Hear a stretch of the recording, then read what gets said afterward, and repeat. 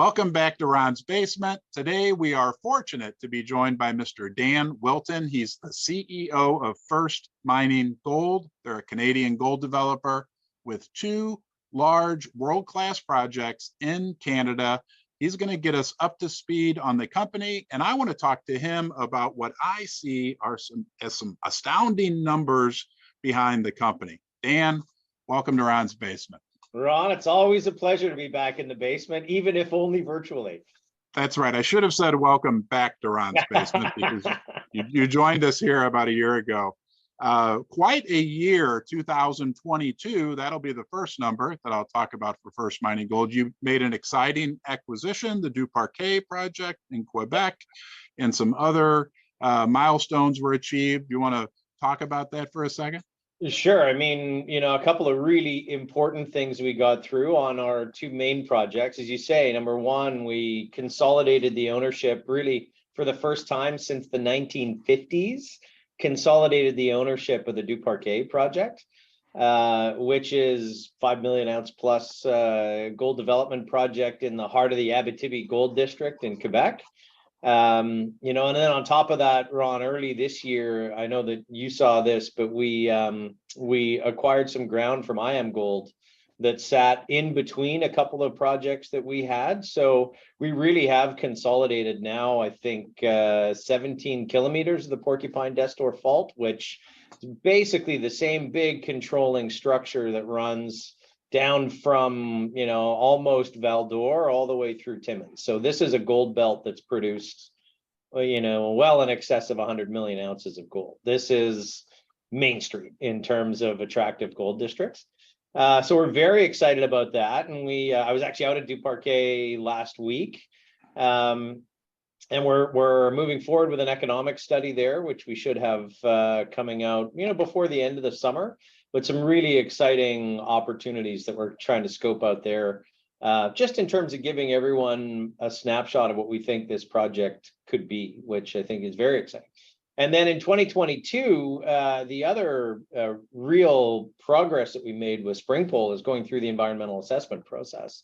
So submitting that and publishing that draft environmental assessment in May of last year. That's now gone through complete regulatory review. We've got 1,200 comments or something like that back from the regulators, federal and provincial. We've got comments back from some local communities. We've got comments back from a couple of the Indigenous communities who've all reviewed this draft EA. It's allowed us to do some real work in kind of refocusing some aspects of the project, particularly really focusing in on what we think is a best-in-class sort of tailings and water management solution for the project. So we're very excited. That's kind of all undergoing a little more engineering work now, so we can really kind of finalize that, moving forward to aiming to submit that final environmental assessment in the middle of next year. So lots of work yet to do, but we're right now just engaged in this period of comment response, which is we've got a bunch of comments from regulators. You set up meetings, you discuss and understand any of the concerns, and then move forward on either getting them the data that gets them satisfied or work with them to help formulate the plans that will allow them to give the green light to the project. So that's, it's a process, but it's all going very well. Thank you. Thank you for the update. And, when I look at the company, I personally just see outstanding value. I'm going to throw a couple numbers out here, and more came to mind as you were talking, but 12.5 million ounces of gold that the company has on the books. Two of the largest development projects in Canada, Duparquet, which has more than 5 million ounces of gold, and Springpole, which is, I think, 4.9 million ounces of gold? Yeah, more than 5 if you look at add the silver equivalent to it. So okay, and you've consolidated large land packages around both of those projects, which are highly prospective. What do you think will be a major catalyst as we go through 2023? Something that was of great interest to me when I read your most recent press release was there's been some drilling going on. Talk about that for a few seconds. Yeah, there has been. So, as you said, a big part of the project for us, or both those projects for us, has been consolidating in some of the other exploration opportunity that we've long seen in these belts. And for instance, the Bertucci Greenstone Belt around Spring Pole. This is kind of an equivalent of the Red Lake camp that we're the largest landlord in now, have a dominant land position. And so we've been basically late last year, did a bunch of work on just scoping targets. In the summer, it was real grassroots boot and hammer geology, working up targets, understanding the structural settings, and then, really deciding where we wanted to take our best shots, laying on top of that the first real modern district scale geophysical program that we flew last year, MAG and EM, that helps further define these targets. And then this winter, we're able to execute a small program, but testing 3 of these targets, drill testing 3 of these targets. So those results, we're still waiting on the results to come in, but some pretty interesting things that we think we found in the district of Spring Pole. Now, the other thing we did was a fair amount of development work at Spring Pole in 2022. That development work was largely focused on understanding, geotechnical analysis. It was largely focused on providing more information on geochemistry, on waste rock characterization, and other things just important for us to understand the environmental side and permitting side of the project as we move it forward. But there's a few interesting things that came out of that as well, in terms of our understanding of the Spring Pole deposit and how we see that deposit itself might be able to grow. So lots of exciting things going on there. And then at Duparquet, we really just kind of got our hands on the project in September, but the team's done a really good job of, again, kind of back to first principles geological review, compiling all of the geology data that we had and starting to scope out targets. And I'll tell you, at Duparquet, Ron, we think there is an enormous amount of low-hanging fruit. This is, 4, if you look across that whole district, 4 deposits that have been previously mined. The Beatty and the Donchester were underground mines that together ran for about 20 years. The Central Duparquet has a shaft down on it, and I think they mined from there a little bit. And then about 15 kilometers to the east, we have the Duquesne project, which is also a past producer, has a shaft, development on a few levels. So this is a pretty well understood area. But what we're finding is all of the work that was done by Clifton Starr and Osisko 2008 to 2014, as you said before, 270,000 meters of drilling, an enormous amount. Just the cost of that drilling alone would be $50 million plus today. And we acquired, the balance of this project for 25 million, by the way. But that just gives us such an enormous leg up in terms of understanding what's there and really starting to target where we think this can grow. And on top of that, this IM gold ground that we've picked up, classic, absolutely love these scenarios where, we have a deposit on one side of the land boundary. They had some interesting results just on the other side. Nothing's ever been followed up in between the two because it's difficult to drill it, from your own land without drilling onto the other person's land. So, this is some of the real value of consolidation. But, a long strike at some of those satellite deposits to the east at depth, we think that there's enormous opportunity there, to potentially, with enough work on it, potentially double the size of the resource, which is pretty exciting. Yeah. Yeah. And do you get frustrated, right? You've got these 2 world-class projects. You've put together all this land. What I see and what I believe is that you and the company, the leadership of the company, that you're making smart, long-term, strategic decisions for the company, right? Looking at things on a long-term basis. But because of bad sentiment overall in the gold mining sector, in particular in the development sector, and the market is so always so focused on short term, do you get frustrated with the share price? Yes, I am perpetually frustrated with share price. I think we're sitting today on fundamental value that, you could point to well in excess of $2 billion of fundamental value in this company. And like, that's not a lot of work to get to that number. And I know, you're a very analytical guy, Ron. You understood this company from a numbers perspective almost better than we have over a long period of time. That's how we got to meet the first time was, you were commenting, I think it was on the original Pickle Crow deal, and you'd like dissected it down to, the same analysis we had in our board presentation when we did the deal. It was amazing. Listen, I think it's not a stretch to see, in a rising gold price environment like we're in now.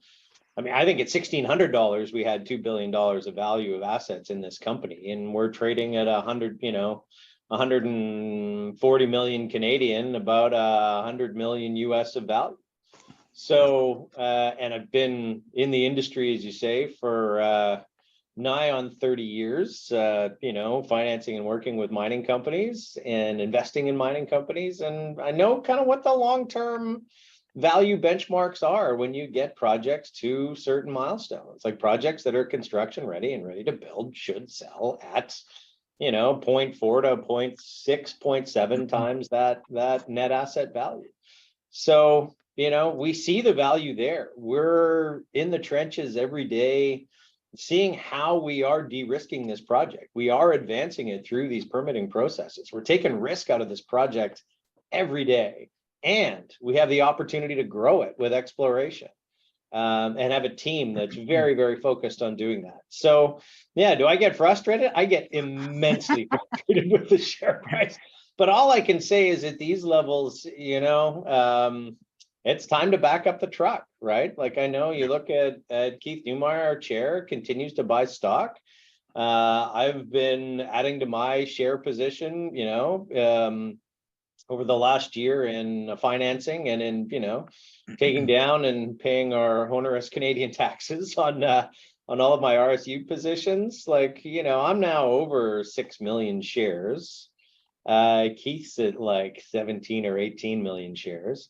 And I think this is a level that we're going to look back on one day and say, it's much to the detriment of the people who are selling now, but we were able to take advantage of that. So I think we're building a very, very solid base here, where I think people who are buying now in not too long, particularly if we continue in a robust market and we start seeing the M&A market, the resurgence of the M&A market, which we're starting to see in the golds. All of those things are going to contribute to what I think is, going to be the share price starting to reflect the fundamental value, right? This isn't that we need a big momentum run, right? What we need is reversion to the mean. We need to trade like our peers, and that number is going up every day, but to trade like our peers is still 3 or 4x the share price. So and we'll get there.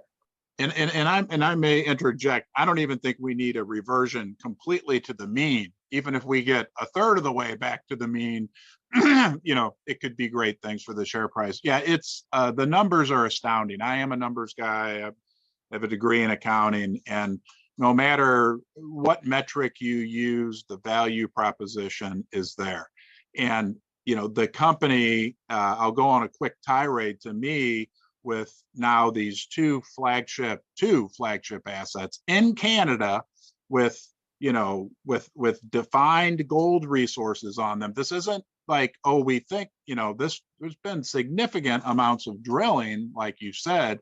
The consolidation of the land packages around both of those projects, the exploration potential, to me, it's a great value, right? I don't offer investment advice, but no matter how I look at it, it offers great value.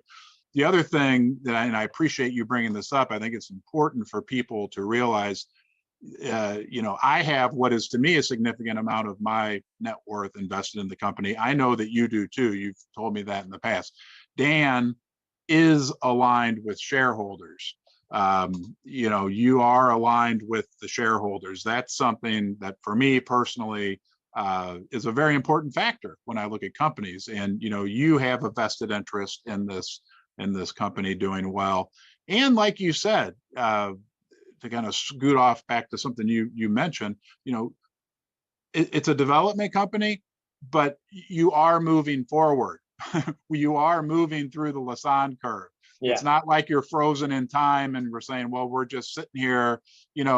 At some point, the market does look around the corner, and the market's going to look around the corner and see, if we just get a couple things that work for the company, maybe a little better sentiment, and maybe some furthering of the permitting process, maybe possibly some good exploration news. I mean, there's a lot of pieces that could fall in place.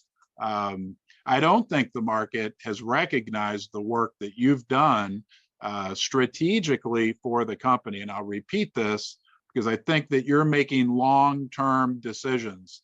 And the market, because of poor sentiment and a real hyper focus on short-term, has not recognized the value in First Mining Gold. With that, I'll close my lips. And is there anything further you want to add before we move on?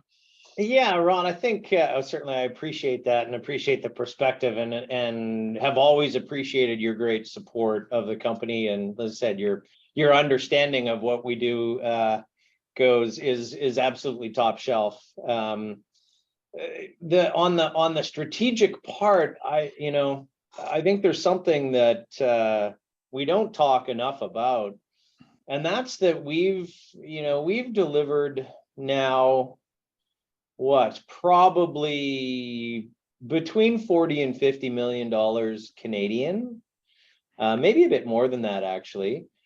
No, it's certainly more than that, in terms of non-dilutive financing to advance this project, right? Yeah. So for all the people wring their hands and look at the number of shares outstanding, you need to realize that almost all of those shares were issued to acquire projects and build up, the portfolio of gold assets that we have and the ounces that we have in the ground. But between selling royalties, between finding partners for Pickle Crow, finding partners for Hope Brook, between the deal that combined with Treasury, putting Treasury shares back into the hands of our First Mining shareholders. We've done a lot of stuff to free up the capital for us to be able to move these projects forward. And when you look at that in the context of our current market cap, we've kind of, the assets have contributed now. And granted, a lot of that money's been spent in advancing the assets, right? But that's contributed kind of half our market cap, almost, third anyway, in terms of non-dilutive funding runway. And we're not at the end of that process. We've still got, marketable securities of, 10, 12 million dollars. We've got cash and share payments from those deals still to come. That's like 18 million dollars. We've got, we've got the project interest, 30% interest in Pickle Crow, 20% carried to a construction decision. And our partners at Ateco have done an amazing job of continuing to grow that. New resource coming out shortly, I think. You look at Big Ridge, which same thing, that Big Ridge has spent probably 15 million dollars at this point on advancing Hope Brook. Big resource increase there in February, and kind of paving the way for a really interesting potential development discussion. And Treasury Metals put out a really attractive pre-feasibility study a couple of weeks ago, and I'm starting to see a little bit of that momentum in their share price. So we've got all of these other assets that we think, it's not easy, but we think we can turn those to account over the longer term to be able to continue to move the project forward without facing massive dilution. Well, we need to issue some shares, probably, but not nearly what your average developer would need to do to get these two world-class projects to the points where you can see the real value surface in the market. And the last point that I'd make, Ron, is I agree the market can be short-sighted. The strategic market is less short-sighted, right? And I think that's where we're starting to see growth come back on the agenda for sort of mid-cap and large-cap gold miners. You look at how their share prices have performed in the last 6 months. Some of them are up 50 to 100%. It's been great. They've had great returns. But now they're looking at their portfolios, generating way more cash than they expected, right? A lot of these companies, on the ones that we've spoken with, you got to remember they did their capital budgets and their operating budgets in November. Do you recall? Does the blindfold bear recall where the gold price was in November? Yeah, the blindfold bear remembers something flirting with $1,600. Exactly. So you know what they did their capital budgeting on? Between 15 and 1,600, depending on who you talk to. So today, these companies are generating $500 an ounce free cash flow margin. And that's the beauty of a commodity business, right? Your cost is your cost, and you try and contain it. But when you get these upward trajectories in commodity prices, that is all free cash flow. Right. And it's going to go somewhere. And some of it's going to come back to shareholders. Some of it's going to go to pay down debt. But most of them have balance sheets that are in pristine conditions because, an $1,800 gold price was pretty healthy last year. And so now they're going to start looking for growth again. And when they look for growth, what are they going to look for? Big assets with attractive cost profiles in tier 1 jurisdictions. On that point, and correct me if I'm wrong, so I don't have the details. Kinross recently acquired, was it Great Bear? Yeah. Real close. Can you touch on that? Because I remember when I analyzed that transaction and kind of compared it to Spring Poles right, close by, right? About 100 kilometers away. Can you comment on that or on that situation at all? Or? Yeah, the Great Bear deposit was one of the great discoveries in sort of the long downturn in the wasteland between 2016 and 2021, 2022. Team there did a great job of discovering that. And by the way, they discovered it in very similar rocks to most of what we have in our Bertucci Greenstone Belt, right? One of the real target types that we have there are Great Bear style discoveries. So, that's absolutely on the table for us. The difference is where they were looking, people had done a lot of looking before, where we have our projects like no one's looked before. So, I would argue maybe even more perspective, hard to find, right? This is needle in the haystack stuff, but still that team did an amazing job of finding and delineating a pretty high grade gold resource. But Kinross came out with a resource on it. And, it was interesting. It's got good grade. But the open pit will end up, better grade than Spring Pole, but quite a bit higher strip ratio. It's got lots of underground potential because of the grade that sort of takes it down. But they're still, they're aspiring to get that project as big as Spring Pole, right? Mm-hmm. Right. And the other thing is that they're, doing a lot of great work with the communities, and they're doing a lot of great work on the environmental side, but that stuff takes time. They are not yet where we were 5 years ago in the permitting process. Right. And there's no shortcuts in that. If you're Kinross and you have plentiful coffers and cash flow, you can, probably advance some things a little more quickly. But just to kind of give you context, I think Kinross drilled 200,000 meters into that project last year. Wow. So just the investment from when they bought it to move it to a point where you could do an economic study on it and put a feasibility study on it and understand, all of the waste rock characterization and geotechnical analysis and all that other stuff that we've already got at Springpole. Like, just the spend to get it from here to there is probably more than our market cap. Right.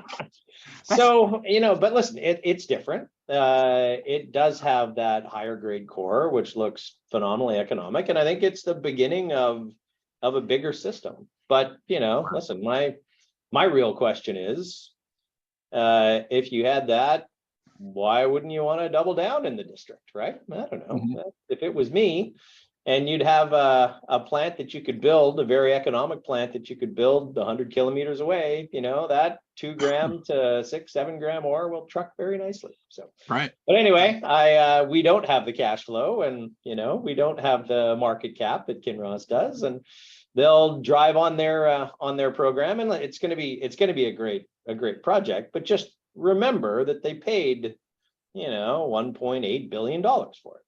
Right. Before they have the opportunity to spend our market cap to get right. it to a point where our project is, right? That was the part that I found astounding, how much they spent. And when I, again, we're not comparing necessarily exact apples to apples, but we're comparing a Granny Smith apple to a Fuji apple nonetheless. And when I did those comparisons, it was mind blowing. My last question for you is, as you look out, let's say 2 years from now, and you look at the two big flagship projects, and kind of the changes that are going to be going on in Canadian mining and in the market, to me, it looks like we could be moving into a very favorable environment for both Springpole and Du Parquet.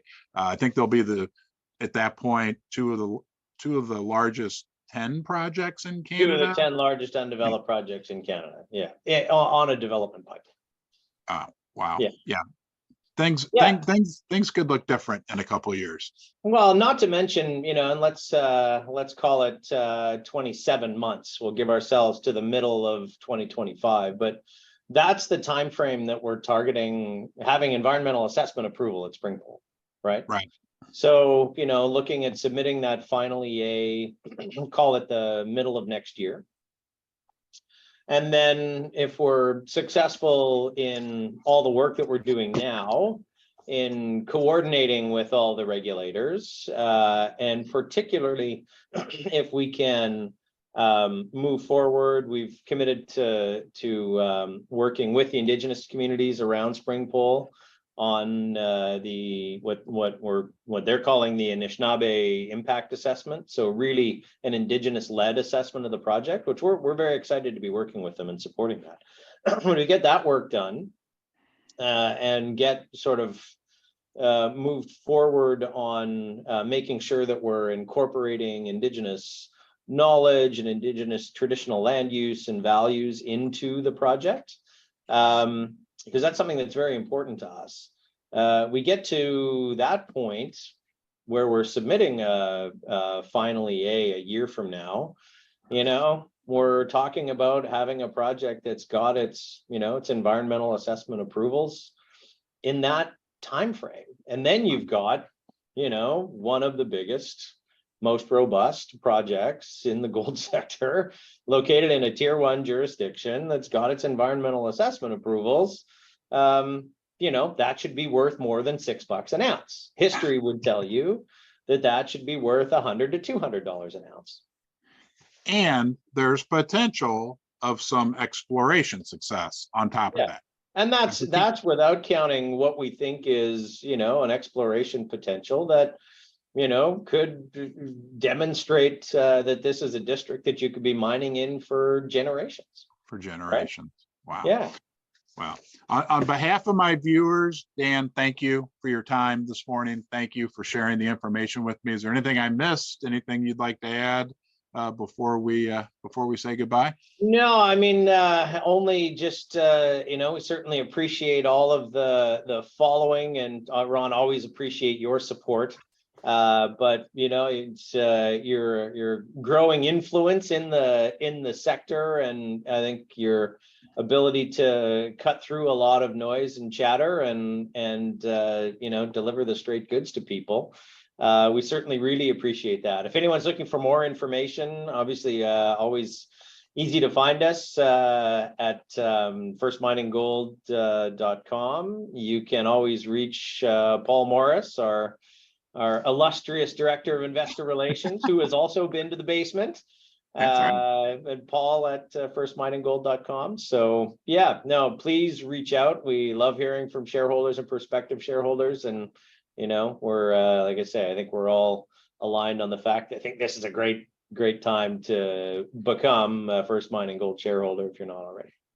Yeah, we may look back maybe a year from now, maybe 2 years from now and think, oh, I wish I'd bought more. I wish I'd bought more, but nobody knows. Thanks, Dan. We'll see you soon. Thanks, Ron. Take care. All right. Bye-bye.